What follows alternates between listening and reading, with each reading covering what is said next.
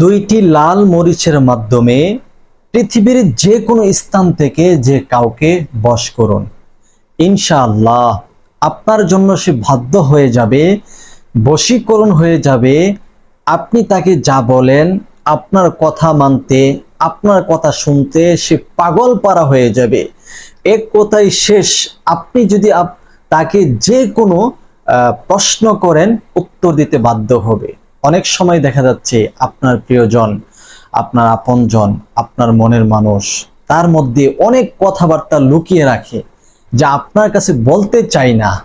এমন কিছু কথা আছে যেগুলো আপনার জানা প্রয়োজন, সেগুলো গোপন রাখে, অথবা সে গোপনে গোপনে হষ্টি নষ্টি করে পরপুরুষের সাথে তার সম্পর্ক আছে, অথবা আপনার স্বামীর পর নারীর সাথে সম্পর্ক আছে, কিন্তু আপনার সাথে কথাগুলো বলে না, লুকিয়ে রাখে।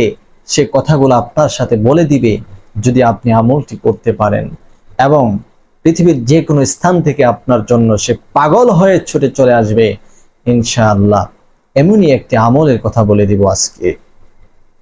তো এই আমলগুলা আমরা কেন দিচ্ছি আপনাদেরকে? যারা হালাল ভাবে আপনারা কষ্টে আছেন, হালাল সম্পর্কের মধ্যে কষ্ট আছেন, স্বামী স্ত্রীর ক্ষেত্রে আপনারা কষ্ট আছেন, এবং সন্তানাদির ক্ষেত্রে কষ্ট আছেন, পিতামাতার ক্ষেত্রে কষ্ট আছেন, শ্বশুর শাশুড়ির ক্ষেত্রে কষ্ট আছেন, তারা আপনাদেরকে অনেক অনেক জ্বালা দেয়, অনেক যন্ত্রণা দেয়, কিন্তু আপনি সহ্য করতে পারতেছেন না। আপনি যদি আমলটি করেন তাহলে ইনশাআল্লাহ তারা আর কখনোই আপনাকে যন্ত্রণা দিবে না, জ্বালাতন দিবে না, আপনার জন্য পাগল হয়ে যাবে যদি আপনি তাদের উদ্দেশ্য করে আমলটি করতে পারেন।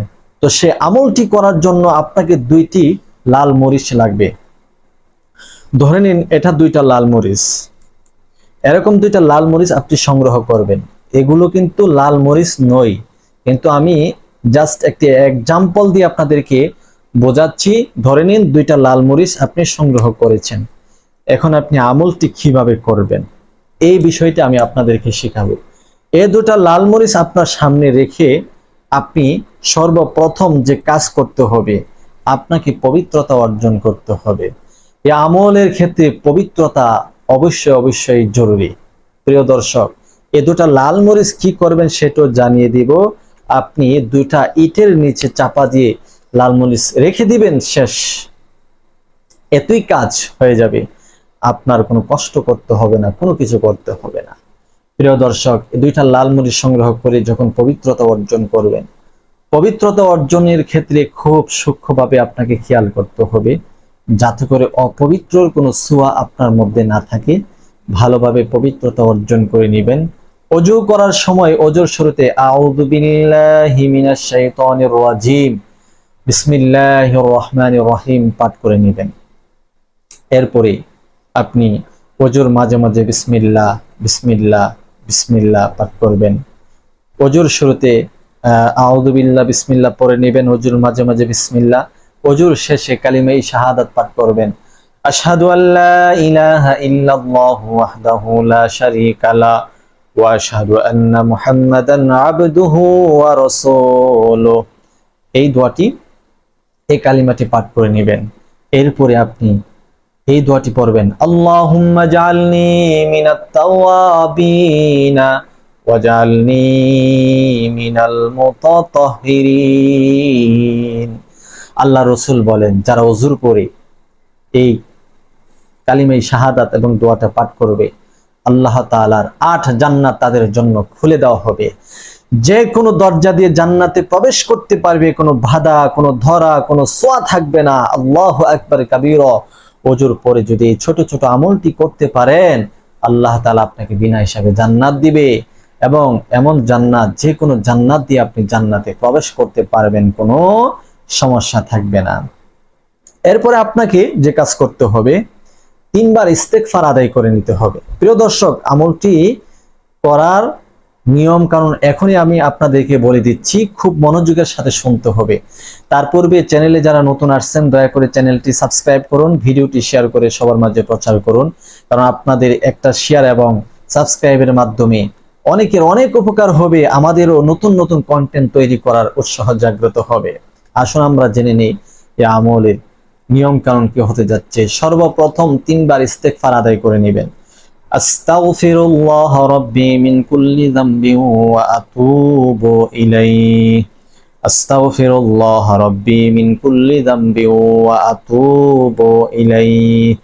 আস্তাগফিরুল্লাহ রাব্বি মিন কুল্লি যামবিন ওয়া আতুবু ইলাইহি।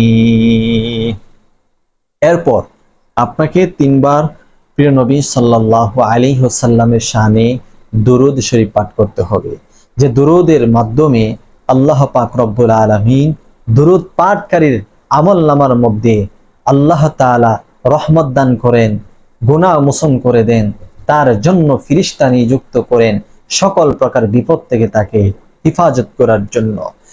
3 বার দুরূদ পড়বেন, দুরূদে ইব্রাহিম আমি একবার পড়ে দিচ্ছি।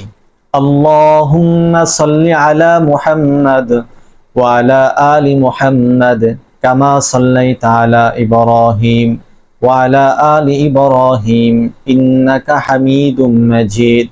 আল্লাহুম্মা বারিক আলা মুহাম্মাদ ওয়া আলা আলি মুহাম্মাদ কামা বারাকতা আলা ইব্রাহিম ওয়া আলা আলি ইব্রাহিম ইন্নাকা হামিদুম মাজিদ।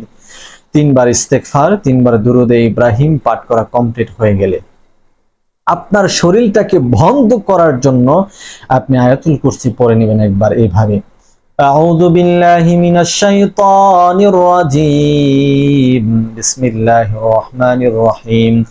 আল্লাহু লা ইলাহা ইল্লা হুয়াল হাইয়ুল কাইয়্যুম লা তা'খুযুহু সিনাতু ওয়া লা নাওম লাহু মা ফিস সামাওয়াতি ওয়া মা ফিল আরদ মান যাল্লাযী ইয়াশফাউ 'ইনদাহু ইল্লা বিইذনিহি ইয়া'লামু মা বাইনা আইদিহিম ওয়া মা খালফাহুম ওয়া লা ইউহীতুনা বিশাইইন মিন 'ইলমিহি ইল্লা বিমা শাআ ওয়াসি'a কুরসিয়্যুহু আস-সামাওয়াতি ওয়াল আরদ ওয়া লা ইয়াউদুহু হিফযুহুমা ওয়া হুয়াল আলিয়্যুল আযীম।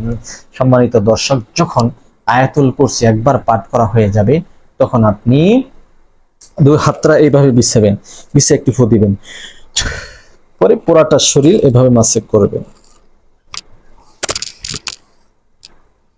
পুরাটা শরীর আপনি কি করবেন, এভাবে ঢলে আপনাকে বন্ধ করে নেবেন, আপনার শরীরটাকে বন্ধ করে নেবেন।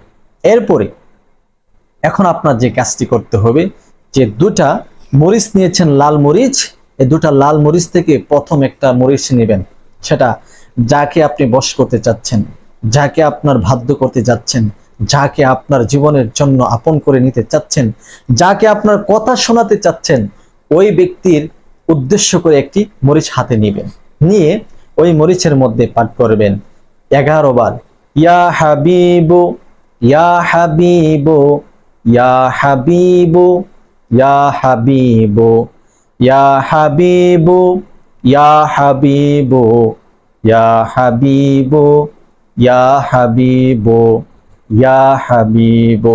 এরকম ভাবে 11 বার ইয়া হাবিবু ইয়া হাবিবু আপনি পাঠ করে নেবেন। এরপর এই মরিচের মধ্যে একটি ফু দিবেন। এরপর যে ব্যক্তির জন্য আমলটি করছেন তার নাম নেবেন 3 বার। যদি সে ছেলে হয়ে থাকে তার নাম নেবেন, যেমন একটি एग्जांपल দিয়ে বলছি, যে শরীফ, যে শরীফ শরীফ শরীফ 3 বার বলে আপনি মরিচের মধ্যে একটি ফু দিবেন। হে আল্লাহ, এই শরীফকে আমার জীবনের জন্য বশ করতে চাচ্ছি, তাকে আমার কথা মতো চালাতে চাচ্ছি, আমি যা বলি সে যেন সব কথা মতো শুনে সে উদ্দেশ্য করে আজকের এই আমলটি আপনি কবুল করুন, এই কথা বলে এই মরিচের মধ্যে একটি ফু দিবেন। এই মরিচটাকে অন্যত্র রেখে দিবেন। এখন দ্বিতীয় একটি মরিচ নেবেন, ওই মরিচের মধ্যে আপনার আবারও 11 বার ইয়া হাবিবু পড়বেন। ইয়া হাবিবু ইয়া হাবিবু ইয়া হাবিবু ইয়া হাবিবু ইয়া হাবিবু ইয়া হাবিবু ইয়া হাবিবু, এরকম ভাবে 11 বার ইয়া হাবিবু পাঠ করে নেবেন, একটি ফু দিবেন। তারপর এই মরিচের মধ্যে আপনার নাম লিখবেন, সরি আপনার নাম পড়বেন। যা আপনার নাম যদি আপনি যে মেয়ে হয়ে করে থাকেন তাহলে শরীফা বলবেন, শরীফা শরীফা শরীফা, আয় আল্লাহ এই শরীফার জন্য এই শরীফ যেন বাধ্য হয়ে যায়, সে যেন প্রেমে পাগল হয়ে যায়, আসক্ত হয়ে যায়, ইত্যাদি কথা বলে আপনি একটি ফু দিবেন।